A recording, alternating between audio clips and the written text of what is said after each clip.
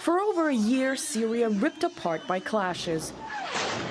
The media gripped in an info war just as intense. The oppressors and the oppressed. In a frenzy to prove a point, not answering questions as simple as who, what, when, and why. You're going to country for 4 or 5 days. What's the story? What are you seeing? So I think journalists have become another kind of animal altogether. The media industry it seems, more about entertainment news. Desperate new pleas come out of the country. The American public treated to a simply scripted blockbuster in a faraway land. It's where all the people rise up against dictatorship and they topple it very quickly within 2-3 weeks, and then they live happily ever after. So they do not want to even think about the mess that is happening in Syrian opposition. Well, Syrians certainly do.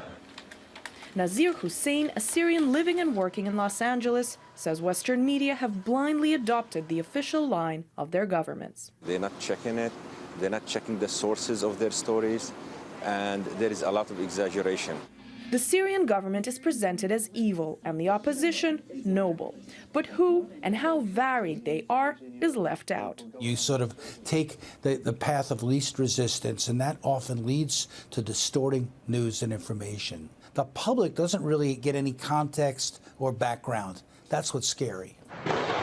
The West and Qatar, in favor of regime change, will not acknowledge the presence of armed forces, including al-Qaeda, on the ground. Former war correspondent for Al Jazeera, Ali Hashem, says his Qatari-based channel refused to air this reality. They want to make us, meddle into this Syrian media warfare that they are launching. So I took my decision and resigned. Ali calls what's going on a power game. It's the owners of the channel, it's the Qataris. The Qataris are today they're gambling in this Syrian crisis, and they want to use all tools possible to topple the regime of Assad in Damascus. The voices of Syrians who aren't cheering for this are kept off mainstream TV screens. They are always trying to seek Syrians who support the revolution, and there are many of those, of course. And there are many other Syrians who do not support the revolution, who are scared from the possibilities that chaos will follow. They hate the way the American media is covering the situation in Syria. Brushing aside alternative views, the mainstream media was quick to accuse Russia and China of being responsible for the bloodshed. Many are chanting, Russia is killing our children. Some Syrians countered that media outlets, in fact, increased fatalities on the ground through misinformation.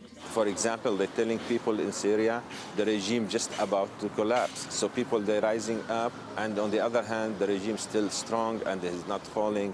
So when they're giving deceptive information like this, it's killing people in the street. While the world works to hash out a plan of action for Syria, the media need to provide facts and context, say Syrians, weary of a potentially risky future for their country. Distorted views will only deepen and prolong the crisis.